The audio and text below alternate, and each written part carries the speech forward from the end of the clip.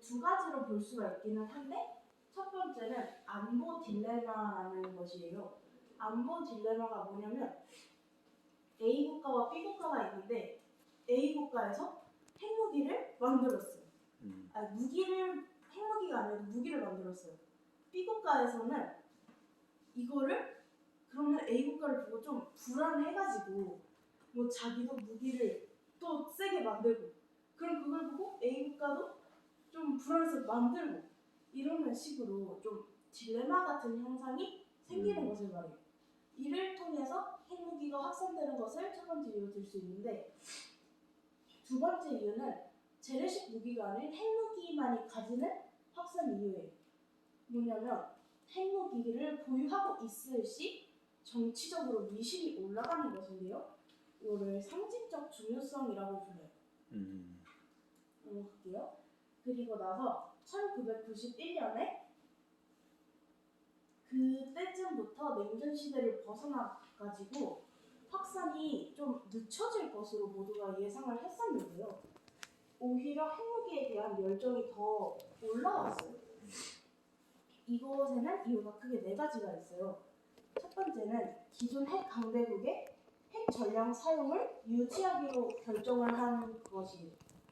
핵무기 포기 정책을 좀 미국이나 러시아 같은 강대국에서 약화를 시킨다거나 그런 방식으로 핵 전략 사용을 유지를 했고요. 두 번째는 미국과 러시아가 핵을 통해서 다른 핵을 보유하지 않은 국가들을 보호를 해줬는데 그것을 핵 우산이라고 불러요.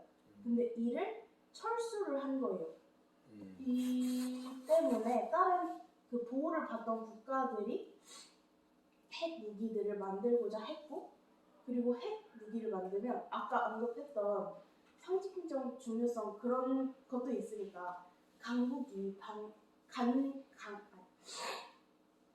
강한 국가들이 간섭하지 않게 하려고 핵을 만드는 그런 것도 있고 세 번째로는 과학 기술이 아무래도 시대를 이렇게 계속 올라오면서 발전을 하다 보니까 핵 기술에 접근이 더 쉬워지고 기술도 정교해지고 그러면서 빠르게 확산됐어요.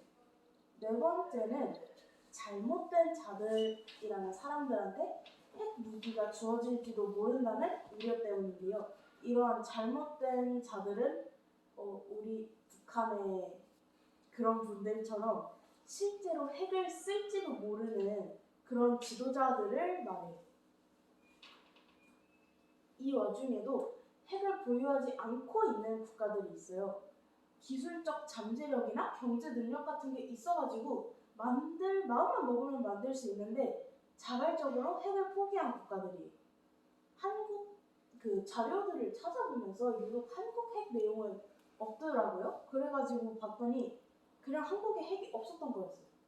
한국, 일본, 호주, 캐나다, 독일 대표적으로 이 5국가가 핵을 일부러 만들지 않은 국가들인데 이유는 크게 세 가지로 핵무기 획득의 대가가 핵무기를 가짐으로써 얻는 이익보다 큰 점 그리고 핵무기의 소유가 국제에서 정당하지 않다고 비판받고 있는 점 그리고 5개의 상임 이사국들의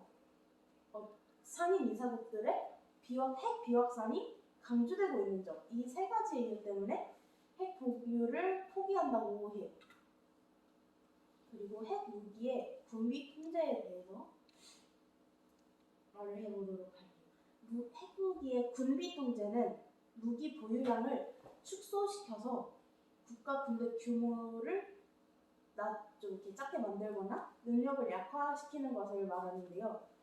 이것은 굉장히 어려워요. 이루어졌으면 좋겠지만 정말 어려워요. 이유가 세 가지가 있어요. 앞서 말했던 그 안보 딜레마로 인한 확산이 극복이 굉장히 어렵고 국가 안보와 집단 국제 안보 사이에는 차이가 있어서 국가에서는 이익을 원하고 국제 안보에서는 좀 다자 합의를 통해져 가지고 그 제재를 해야 되는데 아무래도 국가가 이익을 원하다 보니까 그러는 점이 있고, 그리고 가장 강력한 국가, 미국이나 러시아 같은 국가들을 통제하려고 하는 점, 세 가지를 들 수가 있어요.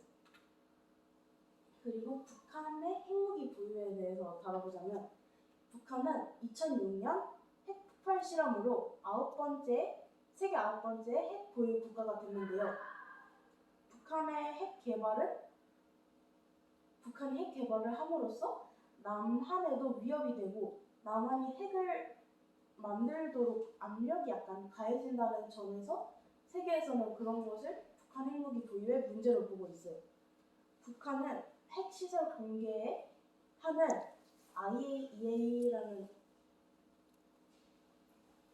조약의 요구를 거부를 했고, 핵 확산 금지 조약 NPT를 탈퇴를 함으로써 약간 국제적으로 살짝 문제가 있는 그런 국가라는 평을 살짝 받고 있고요.